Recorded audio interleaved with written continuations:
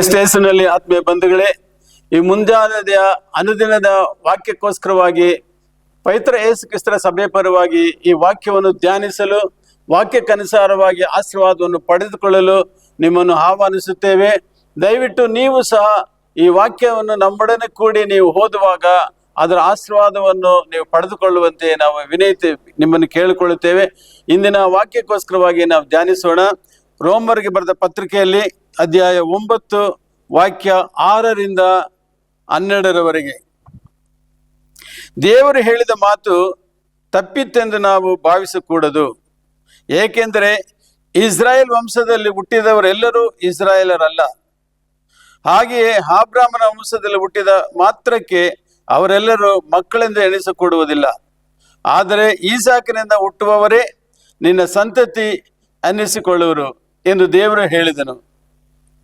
ಆ ಮಾತಿನ ಅರ್ಥವೇನೆಂದರೆ, ಶರೀರ ಸಂಬಂಧವಾಗಿ ಹುಟ್ಟಿದವರೆಲ್ಲರೂ ದೇವರ ಮಕ್ಕಳಲ್ಲ, ವಾಗ್ದಾನ ಸಂಬಂಧವಾಗಿ ಹುಟ್ಟಿದವರೇ ಅಬ್ರಹಾಮನ ಸಂತತಿಯ ದೇವರೆಂದು ಎಣಿಸಲ್ಪಡುವರು ಎಂಬುದು. ಮುಂದಿನ ವರ್ಷದ ಕಾಲದಲ್ಲಿ ನಾನು ಬರುವೆ, ಆಗ ಸಾರಾಳಿಗೆ ಮಗನು ಇರುವನು ಎಂಬ ಮಾತು ವಾಗ್ದಾನವಾಗಿದೆಯಷ್ಟೇ.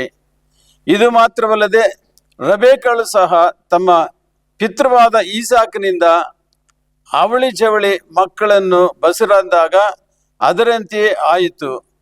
ಆ ಮಕ್ಕಳು ಒಬ್ಬ ತಂದೆಯ ಮಕ್ಕಳಾಗಿದ್ದರೂ ಅವರು ಇನ್ನೂ ಹುಟ್ಟದೆಯೇ ಒಳ್ಳೆಯದನ್ನಾಗಲಿ ಕೆಟ್ಟದನ್ನಾಗಲಿ ಮಾಡದೆಯೂ ಇದ್ದಾಗ ಹಿರಿಯನು ಕಿರಿಯನಿಗೆ ಸೇವೆ ಮಾಡುವನೆಂಬುದಾಗಿ ಹಾಗೆ ಹೇಳಲ್ಪಟ್ಟಿತು. ಇದರಿಂದ ದೇವರು ತನ್ನ ಮನಸ್ಸಿದ್ದವರನ್ನು ಆರಿಸಿಕೊಳ್ಳುತ್ತಾನೆಂಬ ಸಂಕಲ್ಪವು ಸ್ಥಿರವಾಗಬೇಕೆಂದು ತೋರಿಸಿದನು. ಆ ಸಂಕಲ್ಪವು ಪುಣ್ಯಕ್ರಿಯೆಗಳ ಮೇಲೆ ಆಧಾರಗೊಳ್ಳದೆ ಕರೆಯುವಾತನ ಚಿತ್ತದಂತಲ್ಲಿ ಆಧಾರಗೊಂಡಿದೆ. ಯೇಸು ಕ್ರಿಸ್ತನಲ್ಲಿ ಪ್ರಿಯ ಮಕ್ಕಳೇ, ಈ ಒಂದು ಅನುದಿನದ ವಾಗ್ದಾನದ ವಾಕ್ಯದಲ್ಲಿ ನಾವು ಧ್ಯಾನಿಸುವಾಗ ದೇವರು ನಮ್ಮನ್ನು ಆರಿಸಿಕೊಂಡವರಾಗಿದ್ದಾರೆ. ಅಂದ್ರೆ ನಾವು ತಾಯಿ ಗರ್ಭದಲ್ಲಿರುವಾಗಲೇ ದೇವರು ನಮ್ಮನ್ನು ಆರಿಸಿಕೊಂಡು ಅವರ ಉಚಿತವಾದ ಆಶೀರ್ವಾದಕ್ಕೆ ನಾವು ಪಾತ್ರರಾಗುವಂತೆ ನಮ್ಮನ್ನು ನಡೆಸುವವರಾಗಿದ್ದಾರೆ. ನಾವು ಈ ದಿನದ ಪ್ರಾರಂಭದಲ್ಲಿ ದೇವರಿಗೆ ಪ್ರಥಮ ಸ್ಥಾನವನ್ನು ಕೊಡುವಾಗ, ದೇವರನ್ನೇ ಅವಲಂಬಿಸುವಾಗ, ದೇವರಲ್ಲೇ ನಮ್ಮನ್ನು ಅರ್ಪಿಸಿಕೊಳ್ಳುವಾಗ, ಅವರ ಚಿತ್ತಕ್ಕೆ ಅರ್ಪಿಸಿಕೊಳ್ಳುವಾಗ, ಈ ದಿನದ ಪ್ರಾರಂಭದಲ್ಲಿ ಅಪ್ಪ ನನ್ನ ಚಿತ್ತವಲ್ಲ ನಿಮ್ಮ ಚಿತ್ತವು ನಮ್ಮನ್ನು ನಡೆಸಲಿ, ನಿಮ್ಮ ವಾಗ್ದಾನಕ್ಕೆ ಅನುಸಾರವಾಗಿ ನಮ್ಮನ್ನು ನಡೆಸಲಿ, ನಮ್ಮ ಕುಟುಂಬ ಜೀವನವನ್ನು ನಡೆಸಿರಿ.